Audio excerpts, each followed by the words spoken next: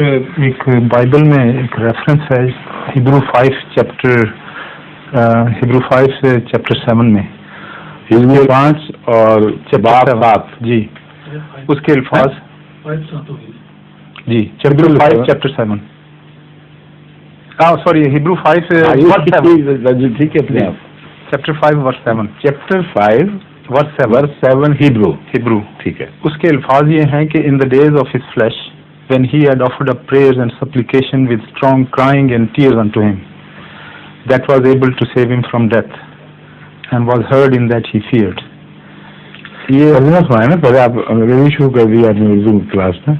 in the days of his flesh جبکہ وہ اپنی جسمانی حالت میں تھے،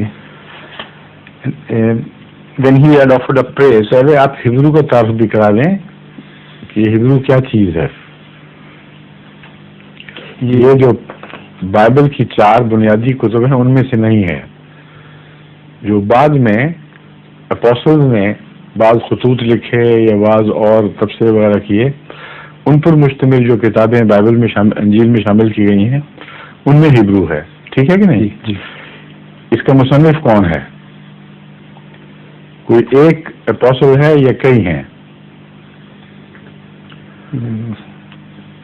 جب آپ ایک حوالہ دیتے ہیں تائید کے لیے تو اس کا تعارف ضروری ہے، ورنہ احمدی پھر اسے صحیح معنوں میں استعمال نہیں کر سکیں گے. سمجھیں؟ جی. تو آپ اس کا ہیبرو کا پورا حوالہ اس کی تفصیل دیں، پھر دیکھیں گے کہ ہمارے کام آ بھی سکتا ہے کہ نہیں. یہ عموماً راشد صاحب عموماً اپنی تقریروں میں یہ آپ ریفرنس دیتے ہیں. راشد صاحب جو بتائیں پھر آپ بولیں. سنا جی جی. میں اس لیے کہہ رہا ہوں کہ الفاظ بتا رہے ہیں کہ یہ بنیادی الہامی کتابوں میں شامل نہیں ہے. یہ سینٹ پال کے زیر اثر تعلیم ہے، اس لیے یا پال آتھر ہے اس کا یا کوئی اور اس کا مرید اس کا ہم خیال، کیونکہ جب وہ فلیش میں تھا جی جن دنوں میں، اس سے طبعاً یہ بھی استنباط ہوتا ہے کہ وہ خدا کا بیٹا تھا، فلیش میں بھی تھا، فلیش کے بعد بھی زندہ رہا اور فلیش کی حالت کے بغیر رہا. اب یہ جب آپ حوالہ تسلیم کر لیں کہ اس میں کوئی اہمیت ہے تو یہ ضمنی طور پر یہ بات بھی آپ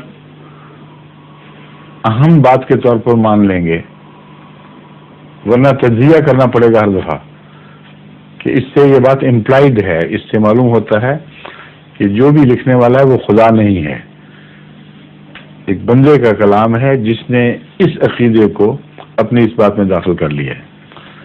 جب اس طرح کہیں گے تو جو حوالہ آ رہا ہے اس کی کوئی حیثیت ہی باقی نہیں رہے گی. سمجھیں؟ جی. بنیادی ٹوٹ گئی اس کی. اس تشریح کے بعد اب آپ اپنا اصل حوالہ جو آپ کے نزدیک عیسائیوں سے مقابلے میں استعمال ہو سکتا ہے وہ اب سنائیے ترجمہ اس کا. وہ ترجمہ تو میں یہی سمجھا ہوں کہ in the days of his flesh when he had offered up prayers. یہ ترجمہ نہیں، یہ تو انگریزی ہے جو ساتھ ساتھ مطلب جی کہ جب وہ اپنی جسمانی حالت میں تھے when he had offered up prayers اور اس نے اپنی دعائیں کی with strong crying and tears unto him اور ٹھیک ہے اور گریہ آزاری سے اس نے and he was able to save him from death and was heard in that he feared.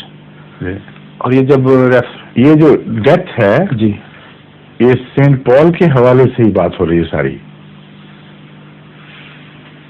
اس کا آغاز اس فکرے کا بتا رہا ہے کہ اس کے آخری حصے سے آپ استفادہ نہیں کر سکتے.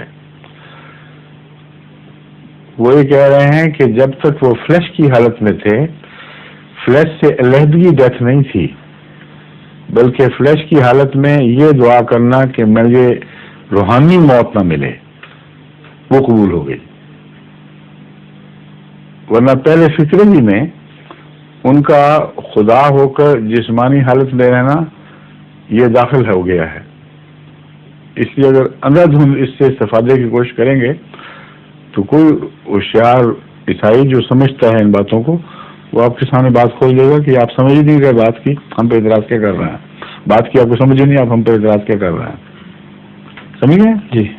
ظہور مہدی آخر زماں ہے